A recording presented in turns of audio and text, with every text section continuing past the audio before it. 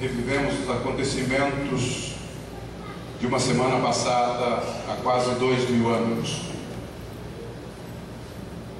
Durante esse tempo e durante toda a história da humanidade, a história registrou fatos memoráveis, fatos que foram de relevância na história da humanidade. Da descoberta da penicilina, que salvou tantas vidas, à bomba de Hiroshima, a humanidade se alterna entre acontecimentos de natureza salvadora e acontecimentos que, em nome da paz, destroem milhares de vidas. Mas dentre todos os acontecimentos da história, os ocorridos na última semana da vida de Jesus foram de importância infinitamente maior do que todos os demais acontecimentos da humanidade. Hoje nós vamos recordar os acontecimentos daquele sexto dia daquela semana. Mas antes eu quero pedir a todos que cantem o hino 37.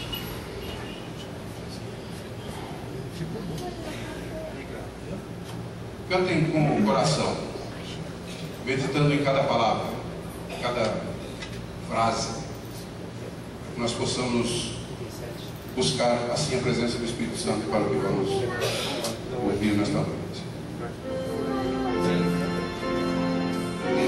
Tem que detectar aí, senão vai entrar. Pode fechar, você acha?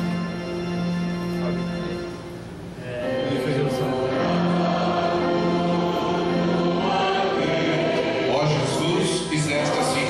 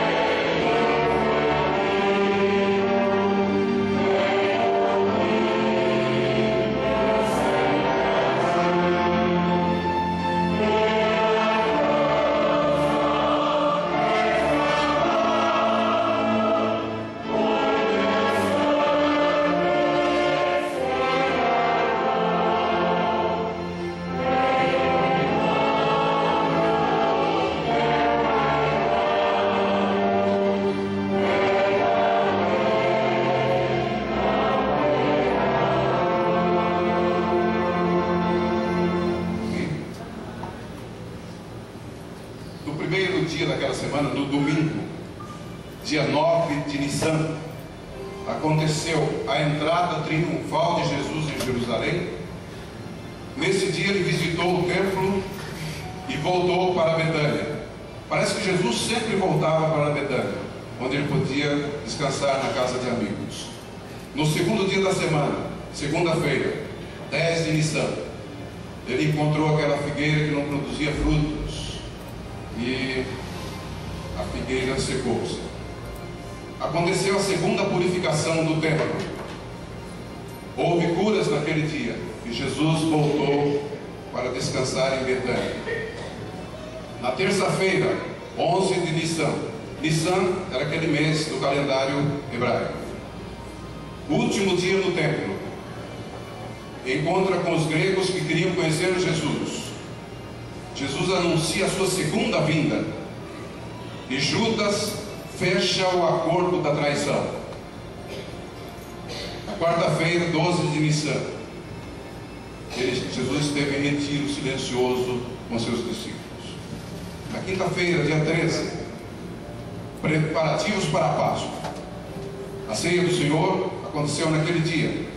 A oração de Cristo pelos discípulos, a agonia do Getsemane e o aprisionamento de Jesus. Observem que os últimos acontecimentos daquele dia já aconteceram depois do pôr do sol, portanto no dia 14 de Nissan.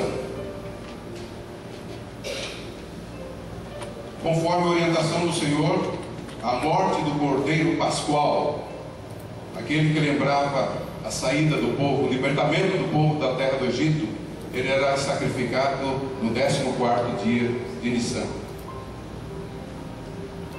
No texto de Êxodo 12, verso 3 e 6, diz assim: falai a toda a congregação de Israel, dizendo: aos 10 deste mês, tome cada um para si um cordeiro, segundo as casas dos pais, um cordeiro para cada família. E o verso 6 diz assim: e o guardareis até o 14º dia deste mês, e todo o ajuntamento da congregação de Israel o sacrificará à tarde. Nesse 14º dia de Nissan, Jesus foi levado a Anás, a Caifás e depois ao Sinédrio. Aconteceu a negação de Pedro. Jesus foi ainda levado a Pilatos, a Herodes e novamente a Pilatos, açoitado, condenado e crucificado. Coincidência, não é? No 14º dia do mês de Nissan, no dia em que era oferecido o Cordeiro Pascual. Os judeus parece que estavam tão embriagados com a vontade de eliminar Jesus que nem esse detalhe tão importante perceberam. Que não é apenas um detalhe. No 14º dia de Nissan, o Cordeiro Pascual era sacrificado. No 14º dia de Nissan, Jesus foi crucificado.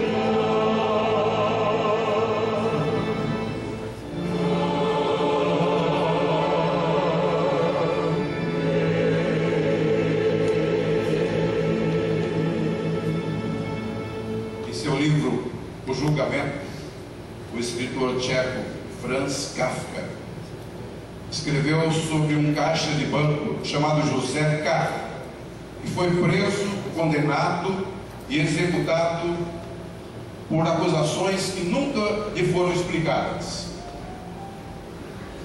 Ao longo da vida dele, ele enfrentou um labirinto absurdo e injusto de interrogatórios, convocações e demórias, embora continuando a proclamar a sua inocência, mesmo não sabendo do que era acusado. José K. finalmente foi levado a uma pedreira abandonada e ali foi executado. A história registra alguns casos absurdos como o de José K., mas nenhum deles pode ser comparado com os absurdos ocorridos no julgamento de Jesus. Embora arrastado de um lado para outro em um tribunal parcial, que não tinha nenhuma intenção de obter os fatos, mas tinha intenção de condenar, de matar Jesus, Cristo manteve a sua dignidade. O amor e a compaixão que marcaram o seu ministério foram demonstrados também quando estava diante daqueles seus algozes, diante daqueles homens que estavam decidindo sua vida ou sua morte.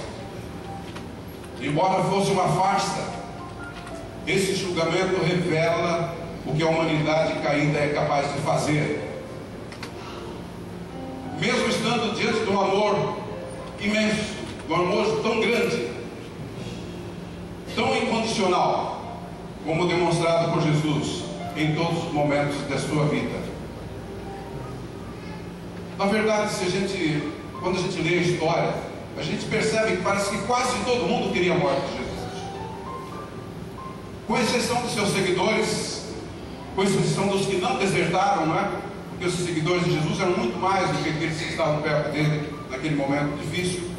Parece que o mundo queria a morte de Jesus. Apesar de ser levado diante de vários tribunais de fachada, só uma pessoa poderia condenar ou absolver Jesus. E ele enfrentou Jesus mesmo dizendo essas palavras: você não pode, não sabe que eu posso te soltar ou te condenar? Esse homem era Pilatos, era um procurador de Roma, exercia as funções de governador de uma região fronteiriça à Judéia. Tibério César era o imperador romano, e uma carta de Agripa I a Calígula, que foi o imperador que sucedeu Tibério César, o imperador Agripa diz que Pilatos era um homem de disposição inflexível, muito cruel e obstinado. José, o historiador judeu, descreve algumas das loucuras de Pilatos. Ele desapropriou dinheiro do templo para construir o aqueduto. E a Bíblia relata um fato bem interessante, que ele misturou sangue de galileus que foram presos e sentenciados durante esses motins que aconteceram aos seus sacrifícios pagãos. Nos sacrifícios pagãos de Pilatos tinha sangue de pessoas, de galileus.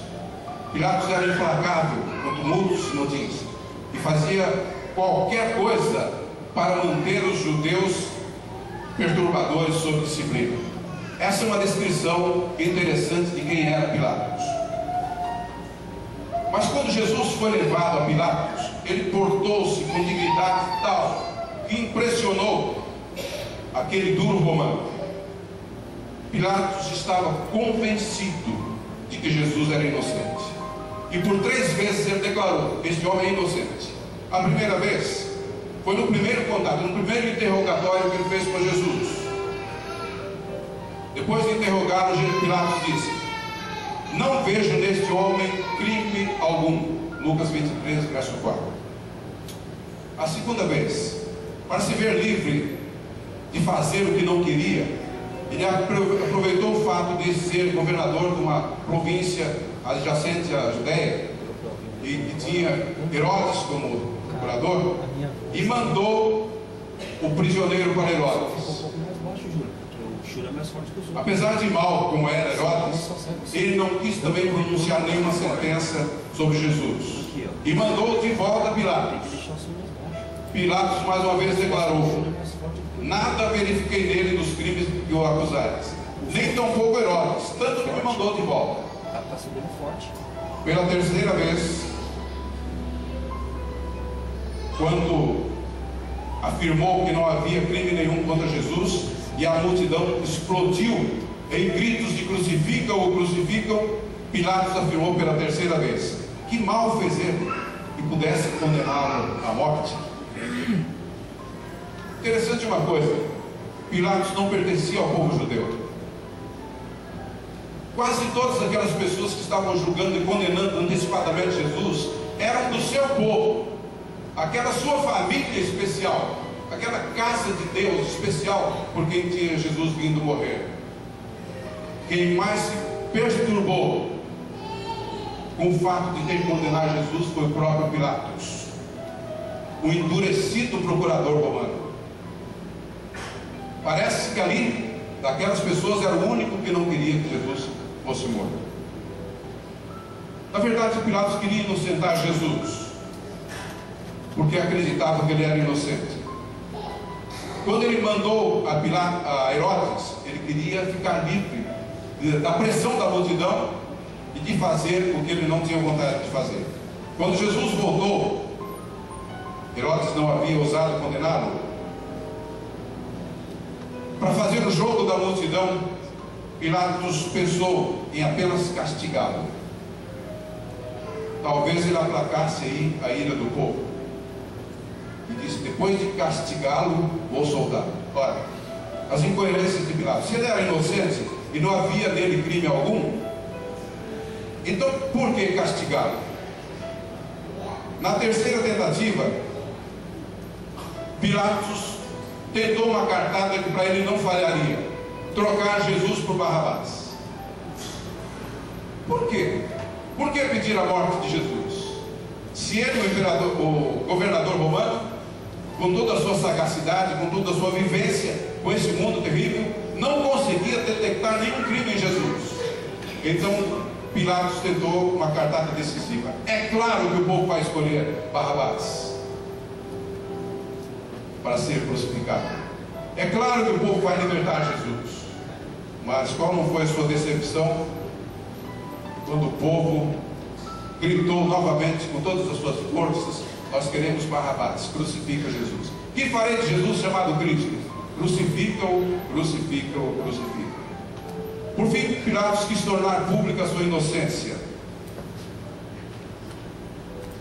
Mateus 27, verso 24 diz que ele lavou as mãos e disse: estou inocente do sangue desse justo. E antes que suas mãos secassem, ele entregava Jesus para ser crucificado. Os escritos do Evangelho,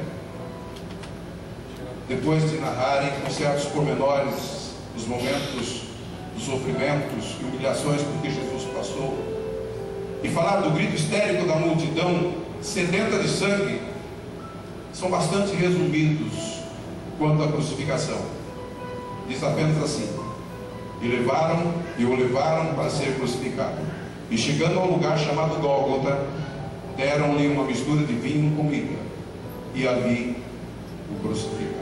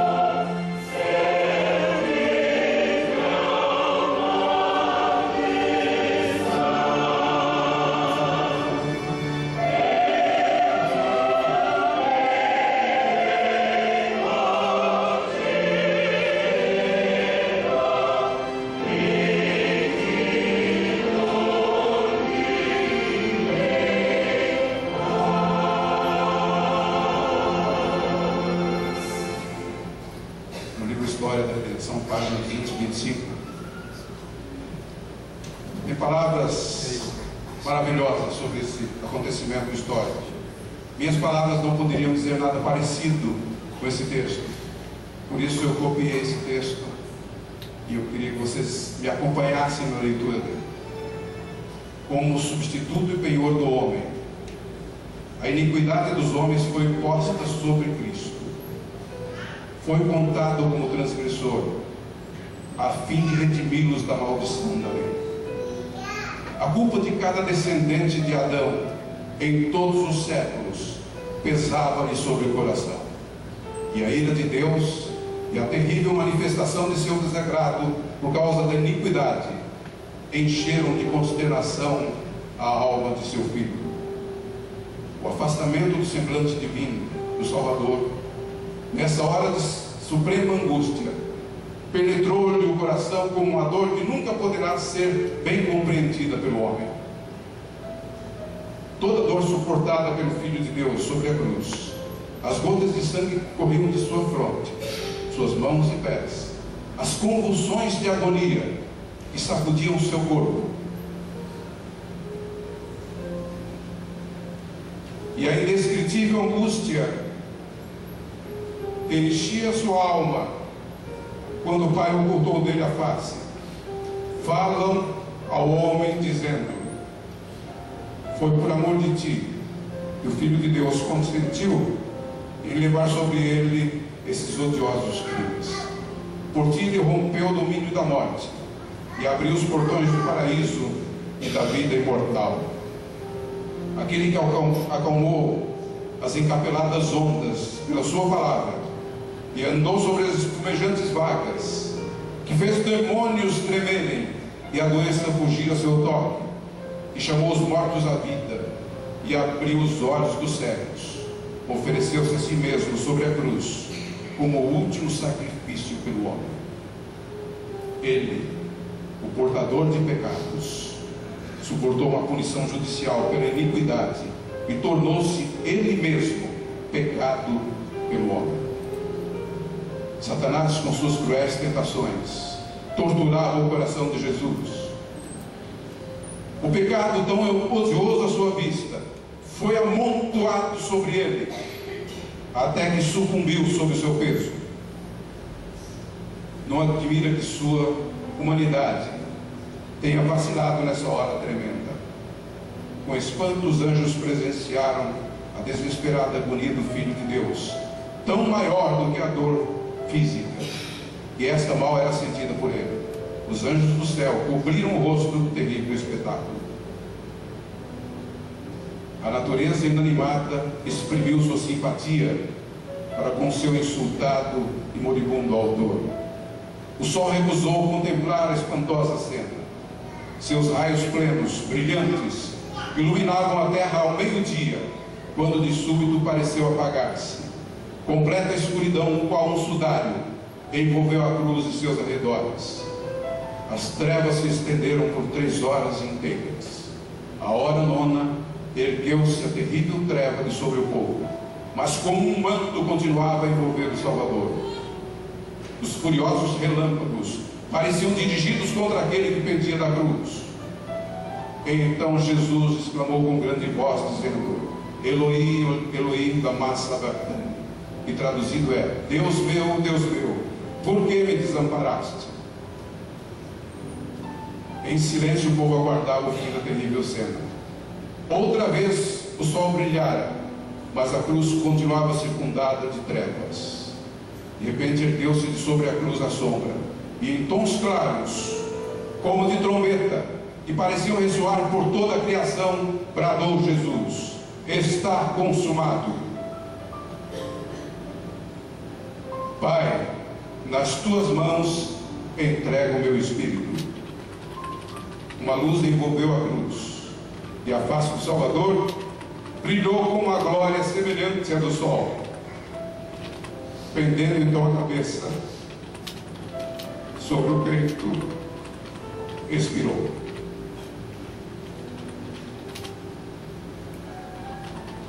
Segundo o discípulo, o evangelista Mateus, Jesus foi crucificado na 3ª hora do dia.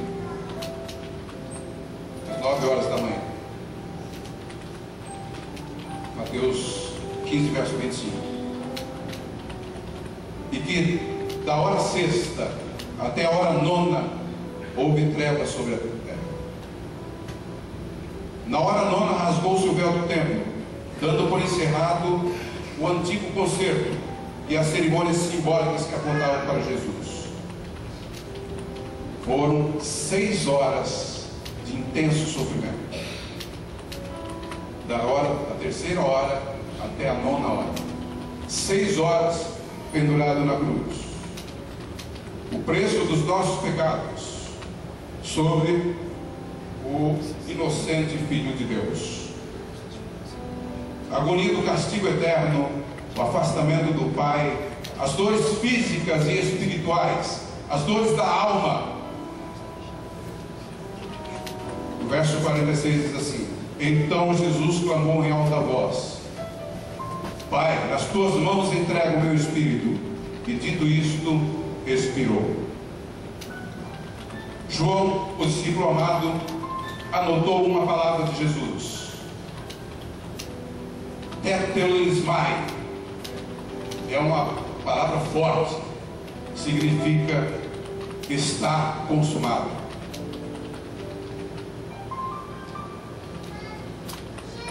Essa palavra declarava uma irrevogável certeza: estava feito, estava completado o plano de Deus. No Calvário, Jesus não deixou nada faltando, nada para depois, a fim de completar as provisões para a salvação de todos os que estiveram dispostos a crer e receber a Cristo como Redentor.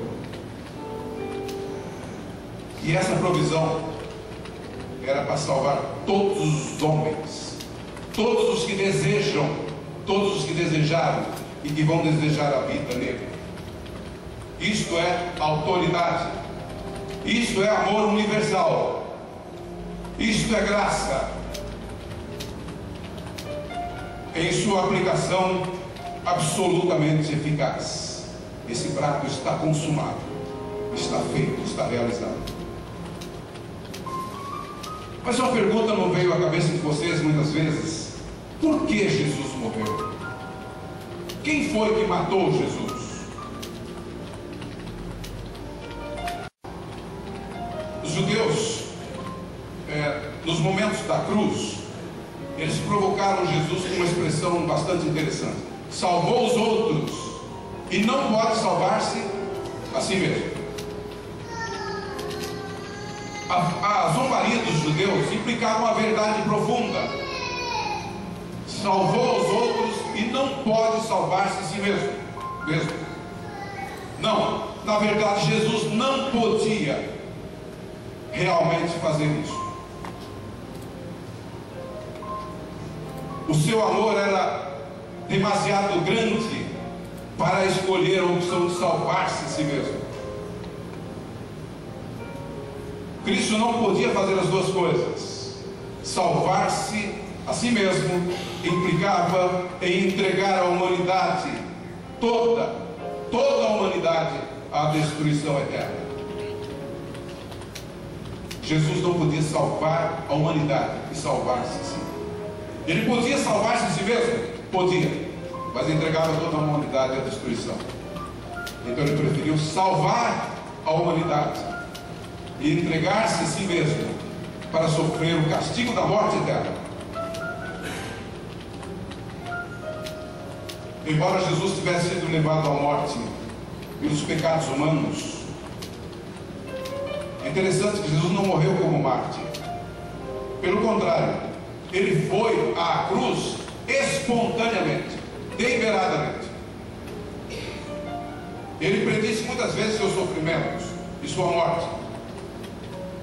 E decididamente ele partiu aquele dia para Jerusalém, sabendo que ia ser morto ali. Os discípulos não podiam perceber claramente isso. E quando Jesus falou que estava indo a Jerusalém para ser entregue nas mãos dos homens, Pedro tentou dissuadi-lo dessa decisão. Senhor, tem dó de ti mesmo, não vai a Jerusalém. O que foi que Jesus disse a Pedro? Para trás de mim, Satanás. Ninguém desejava mais que Cristo se livrasse daquela morte do que Satanás. Porque se Jesus desistisse, toda a humanidade estaria perdida, e a vitória era de Satanás. Ele predisse muitas vezes seus sofrimentos e sua morte. O bom pastor, diz ele, dá a sua vida pelas suas ovelhas. Então, de uma forma ainda mais clara, sem interpretações, ele diz assim: eu dou a minha vida, ninguém a tira de mim. Pelo contrário, eu espontaneamente a dou. As coisas são muito mais difíceis nessa situação, não percebe? Se eu não sou obrigado a passar por aquilo, se Jesus não era obrigado a passar por aquilo, ele podia simplesmente se negar. Ele não estava nas mãos dos homens, porque não tinha força para resistir a isso. Ele tinha toda a força do universo ao seu dispor. Mas Jesus preferiu dar a sua vida. E ele diz: ninguém a tira de mim. Eu, pelo contrário, espontaneamente a dou. O apóstolo Paulo diz ainda assim: Filho de Deus, que me amou e a si mesmo se entregou por mim. Quem foi que entregou Jesus para ser crucificado?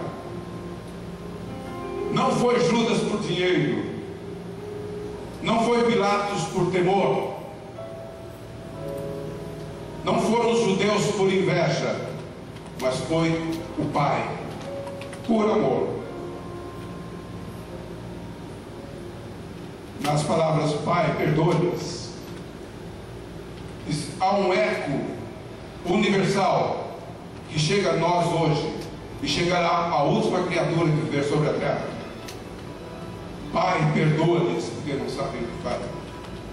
Nós estamos incluídos nesse perdão de Jesus. Nós estamos representados no Calvário por aqueles homens cruéis que venderam e crucificaram o Salvador.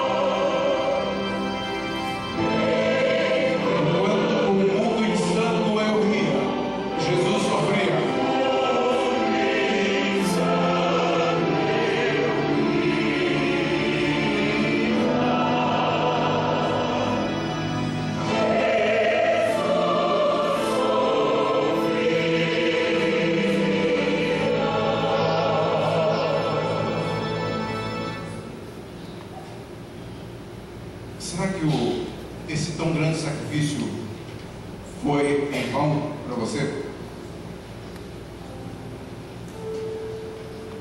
Se Jesus não for o seu Salvador pessoal,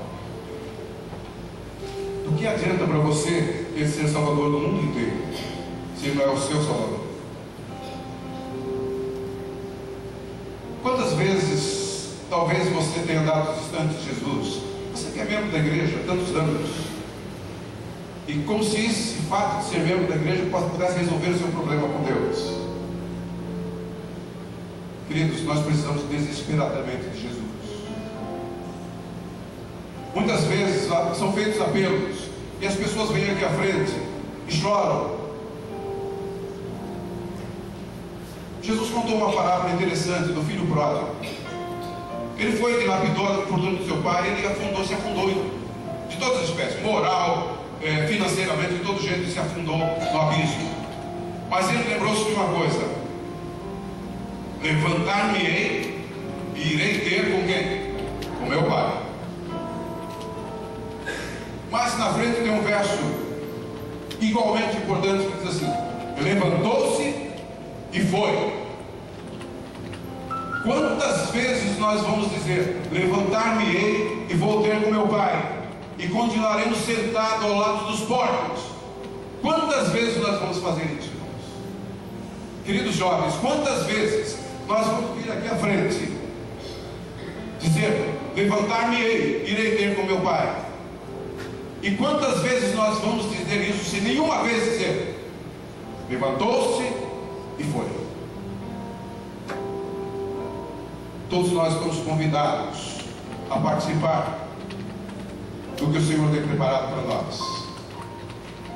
Sabe, irmãos, queridos jovens, o prêmio é enorme, o prêmio é absurdo. Nós não podemos imaginar o prêmio que Deus tem preparado para nós.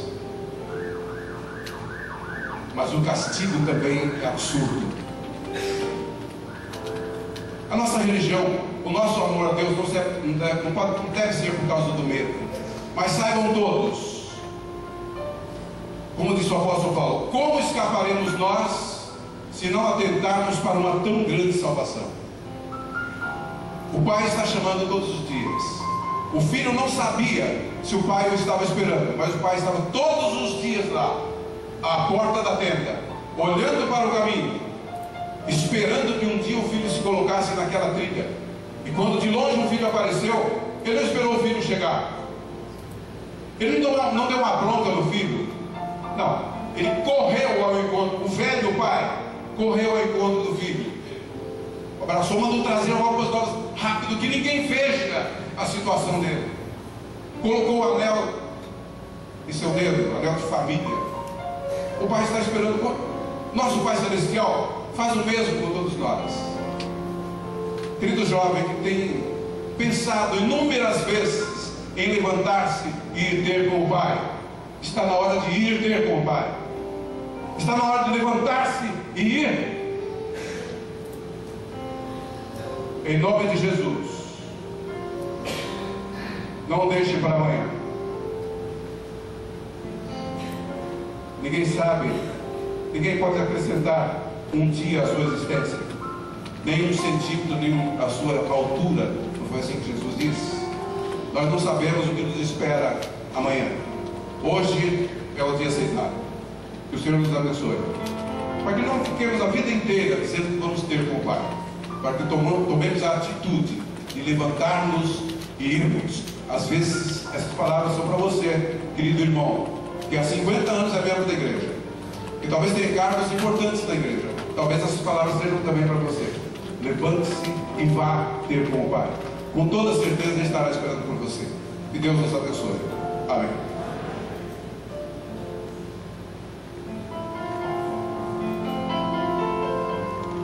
Nós queremos encerrar essa reunião, pedir a todos que se coloquem de joelhos para entregarmos as nossas vidas nas mãos do Senhor.